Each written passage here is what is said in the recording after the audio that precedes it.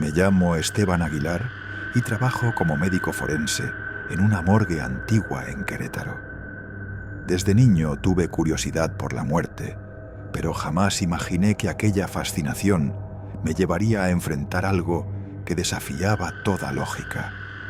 He visto accidentes brutales, suicidios terribles y crímenes que helaban la sangre, pero la noche que les voy a contar cambió por completo mi percepción de lo que ocurre tras la vida.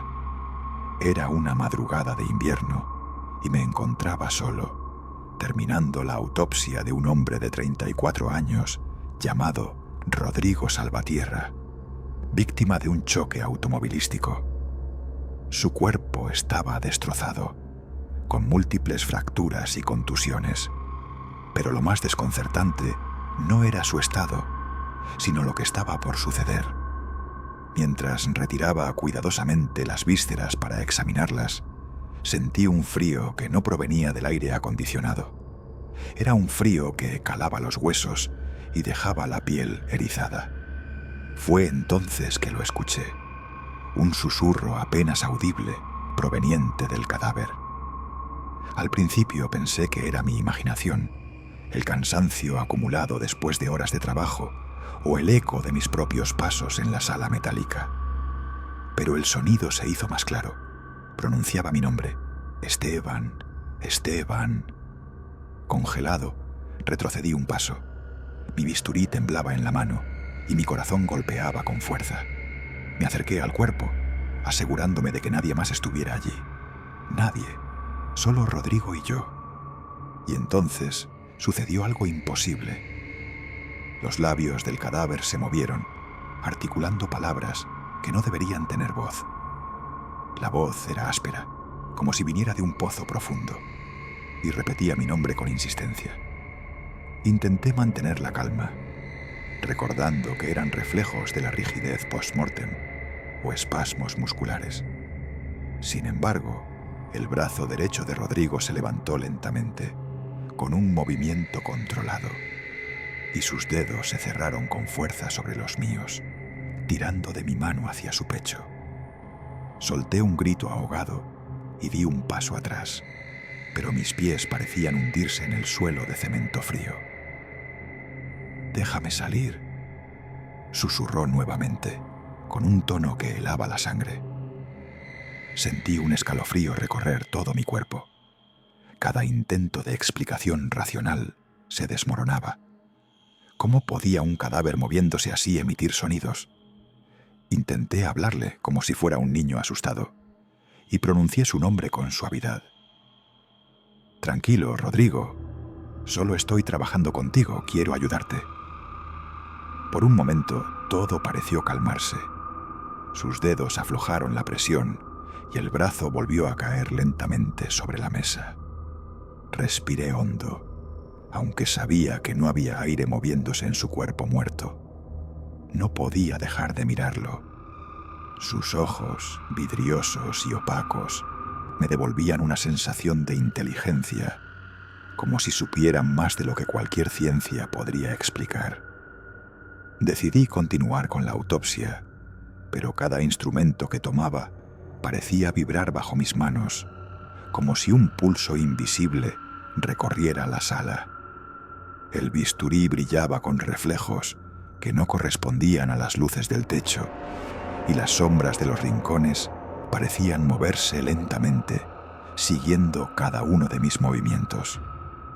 Los monitores de temperatura y los registros electrónicos comenzaron a parpadear sin razón. Cada sonido, cada crujido metálico me hacía girar la cabeza.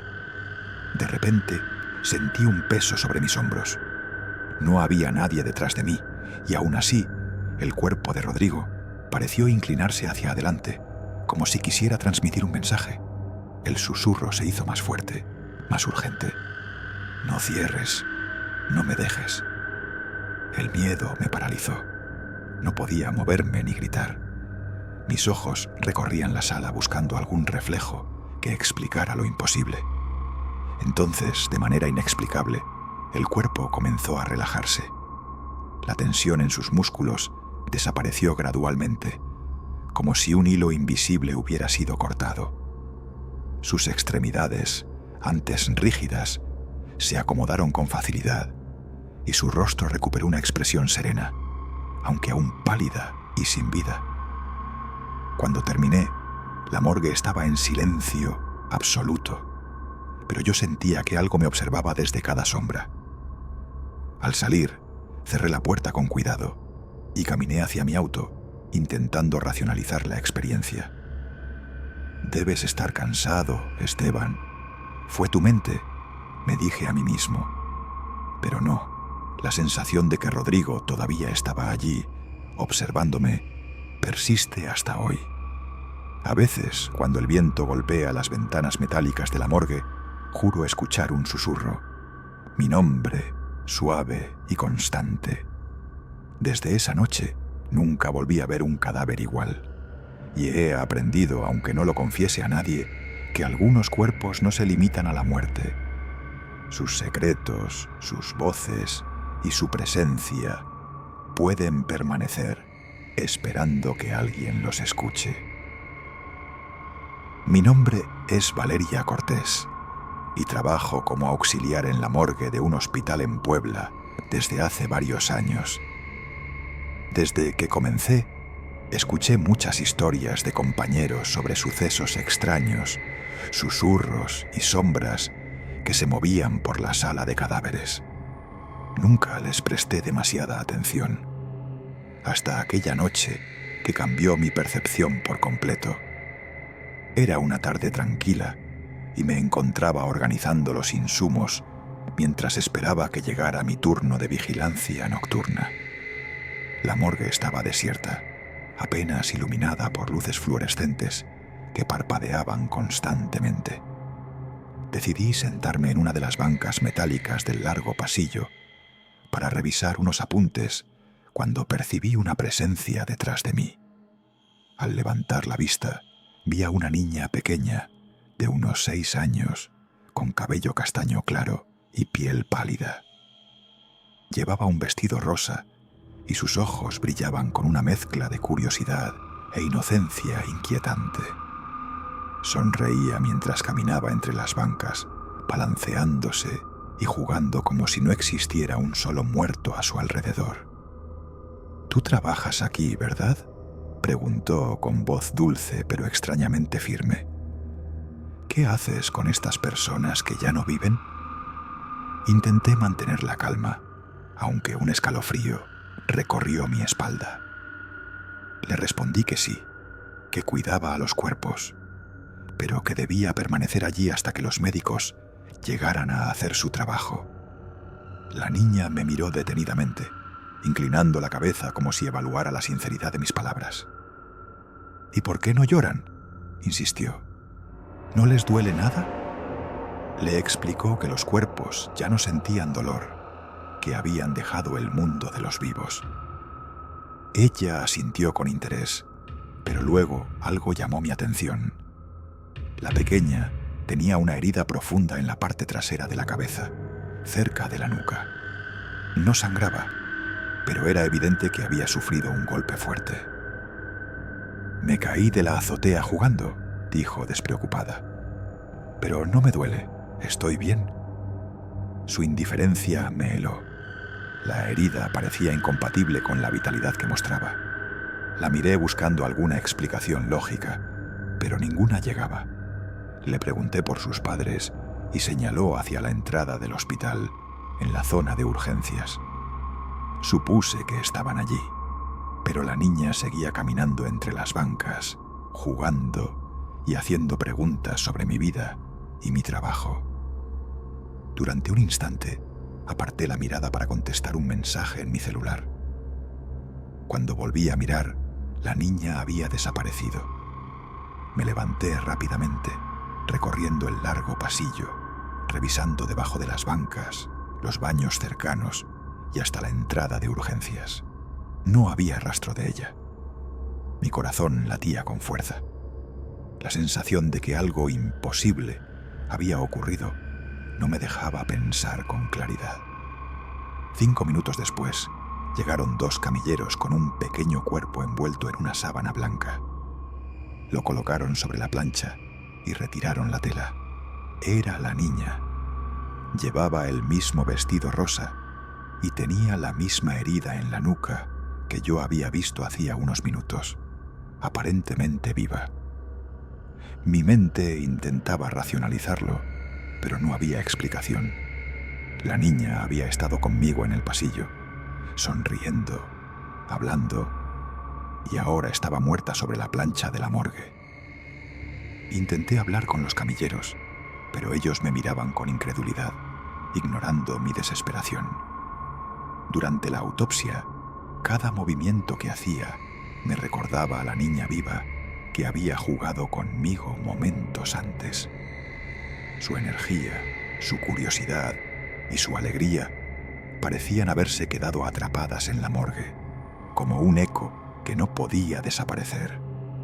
Desde esa noche, cada vez que recorro los pasillos desiertos, siento que alguien me observa. A veces creo escuchar risas suaves o pasos diminutos que se alejan cuando me acerco. No hablo de esto con nadie más. Algunos me dirían que estoy imaginando cosas, pero yo sé lo que vi, la niña de la morgue, que caminó y habló conmigo, y que nunca debió estar viva. Y al mismo tiempo, nunca estuvo realmente muerta mientras me acompañaba. Me llamo Héctor Navarro y trabajaba como pasante en la morgue de un hospital en Veracruz durante mis años de residencia. Jamás olvidaré la primera vez que tuve un turno nocturno solo. Aquella experiencia me enseñó que la muerte no siempre permanece en silencio. Era una madrugada nublada. El viento golpeaba las ventanas metálicas del hospital y las luces fluorescentes parpadeaban intermitentemente. Me encontraba organizando los informes de ingresos mientras revisaba los cuerpos recientes. Hombres y mujeres que habían fallecido de manera violenta, natural o accidental. Todo parecía tranquilo hasta que alrededor de la medianoche escuché un golpe metálico proveniente del congelador central. Me giré rápidamente, pero no había nadie. Pensé que serían los compañeros jugando alguna broma, pero recordé que estaban todos en sus casas. Me acerqué con cautela al refrigerador y escuché nuevamente un golpecito rítmico, seguido de un susurro que apenas se distinguía. ¡Ayuda! El corazón me dio un salto. Retrocedí unos pasos y traté de racionalizarlo. Tal vez era mi imaginación, el cansancio acumulado o el eco de mis propios movimientos. Pero los golpes continuaron, esta vez más fuertes y claros, acompañados de un frío repentino que calaba los huesos. Debe ser un error, me dije, tratando de tranquilizarme. Solo un fallo en el sistema de refrigeración. Decidí abrir cuidadosamente el cajón de donde provenían los golpes. Dentro estaba un joven que había ingresado hacía unas horas. Su cuerpo era frío y rígido, pero al mirarlo sentí algo que no podía explicarme. Los dedos de su mano derecha se cerraron con fuerza sobre los míos al tocarlo para verificar el rigor mortis. Solté un grito ahogado y retrocedí, pero él mantenía un agarre firme, como si intentara decirme algo. Intenté hablarle, aunque sabía que era imposible. «Tranquilo, solo quiero ayudarte», susurré con voz temblorosa. El cuerpo comenzó a relajarse lentamente, pero lo más inquietante fue escuchar nuevamente el susurro. «No me dejes». Cada intento de explicar la situación con lógica fracasaba. Moví mi mano con cuidado y, poco a poco, el agarre desapareció. Aún así, sentía que una presencia permanecía en la sala, observándome. Los instrumentos quirúrgicos comenzaron a vibrar solos. Pequeños bisturís y pinzas se desplazaban sobre la mesa, como si fueran empujados por una fuerza invisible. Decidí salir unos minutos para tomar aire y regresar más tarde. Afuera, el viento parecía llevarse mis pensamientos, pero al volver, todo parecía en calma. Sin embargo, mientras preparaba un informe sobre el joven, escuché nuevamente un golpe metálico desde el mismo congelador. Mi corazón se aceleró. Esta vez supe que no era imaginación. Con cuidado abrí el cajón y me encontré con que el cuerpo estaba exactamente en la posición en que lo había dejado, sin vida, sin movimiento. La sensación de haber sido observado persistía y cada sombra en la morgue parecía moverse por sí sola. A partir de esa noche, nunca más volví a sentirme solo en la morgue. Sabía que los cuerpos, a veces, guardan algo más que lo que nuestra ciencia puede explicar. Años después, cuando relaté la experiencia a un compañero médico, él me miró con seriedad. Héctor, créeme, algunas almas no se van hasta que alguien las reconozca. Y si las ignoras, hacen que sepas que están ahí. Desde entonces, cada vez que trabajo en un turno nocturno, escucho con atención, consciente de que los cuerpos a veces intentan comunicarse. Aprendí que el miedo puede ser mi peor enemigo, pero la indiferencia frente a lo inexplicable puede ser aún peor. Mi nombre es Renata Delgado y trabajo como médico forense en un hospital del norte de México. Desde que ingresé a la morgue, siempre sentí una mezcla de fascinación y respeto por la muerte. Pero lo que viví una noche de turno nocturno me hizo comprender que algunos secretos permanecen ocultos incluso para la ciencia. Era un martes, alrededor de las 2 de la mañana. La morgue estaba desierta, apenas iluminada por luces parpadeantes. Yo estaba revisando reportes con mi colega, el doctor Fernando Méndez, cuando recibimos un aviso de ingreso.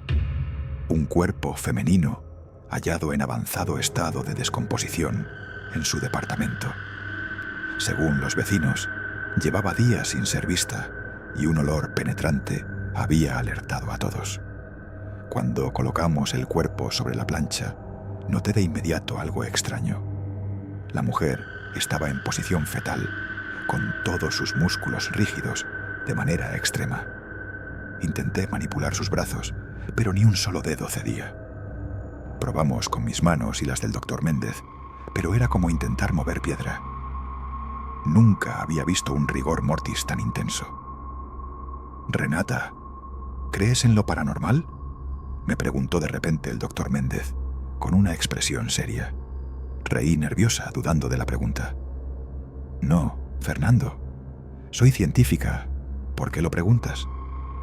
Él suspiró y me explicó que a veces los cuerpos no cooperan porque sus almas aún están perturbadas. Me recomendó hablarle con cariño, como si pudiera escucharme para que permitiera que trabajáramos. Al principio me pareció absurdo, pero decidí seguir su consejo. «Tranquila, muchacha», susurré. «Sé que pasaste por algo muy difícil, pero estamos aquí para ayudarte. Queremos que te veas bonita para tus familiares y descubrir quién te hizo daño. Por favor, déjanos hacer nuestro trabajo». Coloqué mi mano sobre la suya. Al inicio seguía rígida, pero poco a poco sentí cómo la tensión disminuía. Su mano comenzó a ceder y finalmente pude moverla con facilidad. El doctor Méndez y yo trabajamos juntos y, sorprendentemente, logramos enderezar el cuerpo sin mayores problemas. La autopsia se realizó con normalidad, pero la sensación de que aquella mujer nos había escuchado permaneció conmigo. Aquella madrugada cambió mi manera de ver la muerte y el respeto que se debe tener hacia quienes ya no viven. Desde entonces, cada vez que ingreso a la morgue, hablo con los cuerpos antes de comenzar cualquier procedimiento.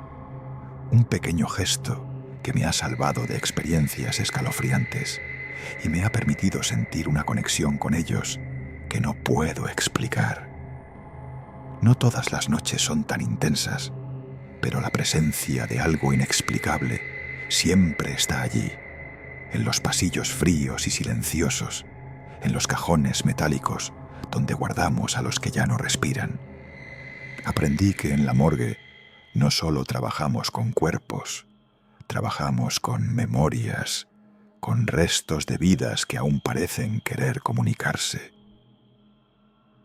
Mi nombre es Mario Estrada y trabajo como personal de limpieza en una morgue de Puebla. Nunca creí en fantasmas ni en lo paranormal, hasta que una mañana de turno temprano me enfrenté a algo que cambió mi percepción para siempre. Era alrededor de las 9 de la mañana y debía limpiar el piso de la sala principal de la morgue. Pensé que no habría nadie allí, pero al entrar noté a un hombre recargado en una esquina. No llevaba camisa y su piel estaba marcada por moretones y señales de golpes antiguos. Le saludé, pero no respondió. Intenté explicarle que solo estaba limpiando y que no le haría daño, pero continuó inmóvil, mirando hacia la pared. Comencé a trapear con cuidado, manteniendo distancia, y entonces escuché un sollozo muy leve. Me acerqué y le hablé. ¿Estás bien? ¿Quieres que llame a un médico? El hombre no reaccionó, pero sus dedos comenzaron a moverse de manera extraña, casi imposible de describir, flexibles, como si sus uñas pudieran tocar su muñeca. El miedo se apoderó de mí y me alejé lentamente tratando de mantener la calma. Cuando estaba a punto de terminar mi limpieza, escuché una voz detrás. «¡Híjole! ¿Ya vas a ensuciar?»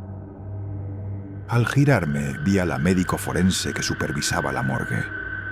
Le expliqué lo que había pasado señalando la esquina donde el hombre estaba, y para mi sorpresa, ella palideció. «¿Qué dices?», preguntó nerviosa. «Esa es la esquina, donde alguien no quiere irse». Le miré confundido. Cuando nos acercamos, el hombre había desaparecido por completo. Me contó que no era la primera vez que veía algo así. Cuerpos o presencias que permanecen por miedo, por dolor o por asuntos pendientes, que se resisten a abandonar la morgue.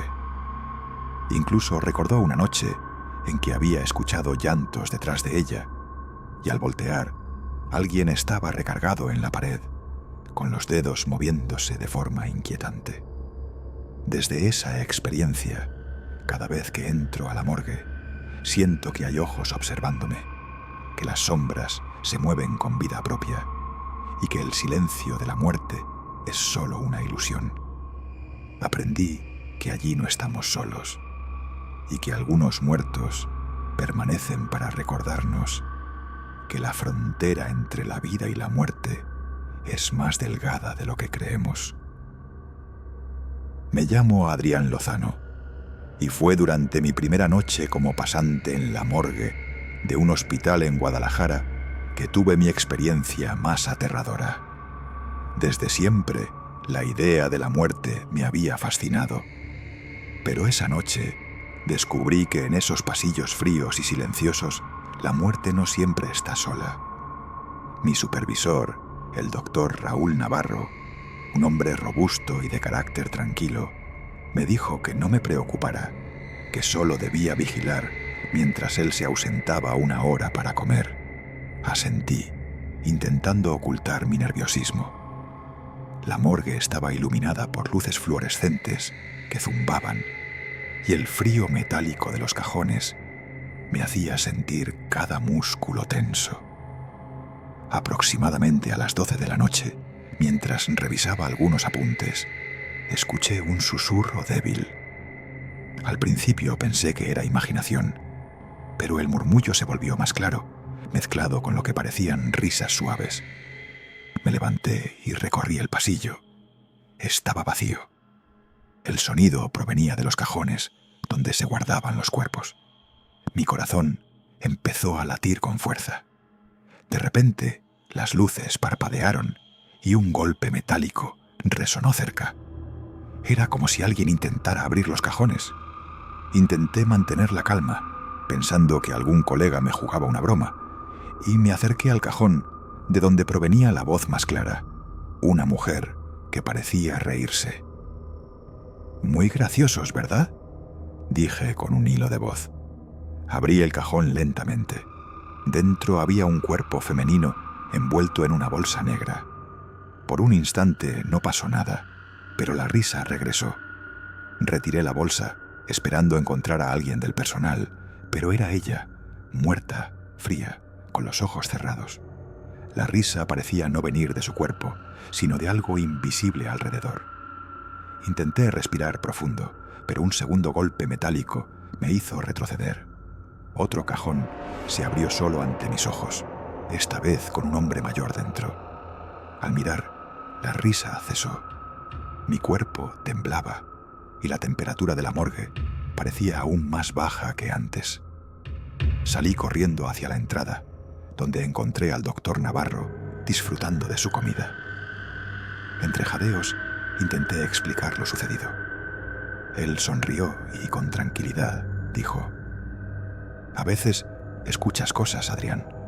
No es peligroso, solo son presencias que no se han ido.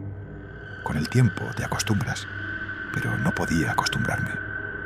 Esa noche me di cuenta de que en la morgue los muertos dejan rastros de su presencia, que algunas almas permanecen cerca, observando y, en ocasiones, interactuando. Desde entonces, cada vez que abro un cajón o trabajo con un cuerpo, siento que debo hacerlo con respeto, consciente de que no estoy solo, aunque todo parezca en silencio». Me llamo Sofía Medina y esta historia no es mía directamente, sino de un compañero de la Facultad de Medicina Forense. Pero la escuché de primera mano y me dejó marcada para siempre. Su hermano mayor desapareció un lunes por la noche.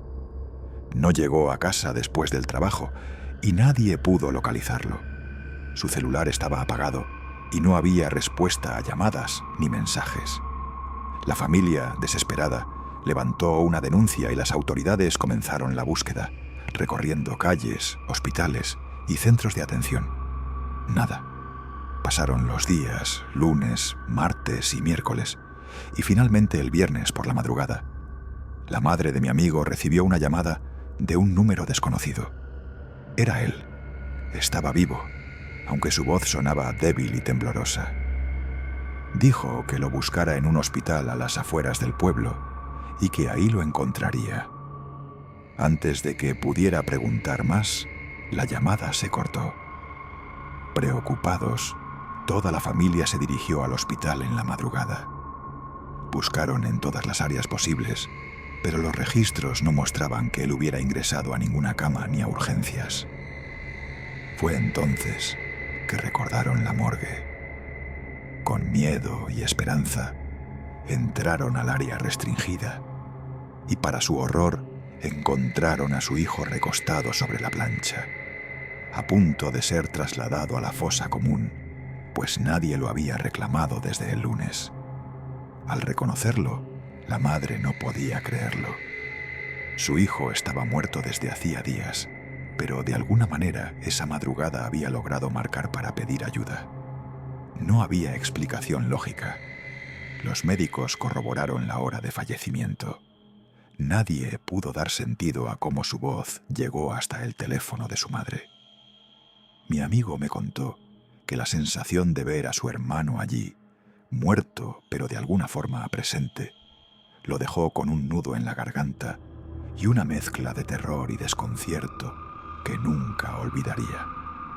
Desde ese día, asegura que en la morgue ocurren cosas que no pueden explicarse, que algunos cuerpos parecen buscar ayuda de maneras imposibles y que la línea entre la vida y la muerte no es tan clara como todos creen.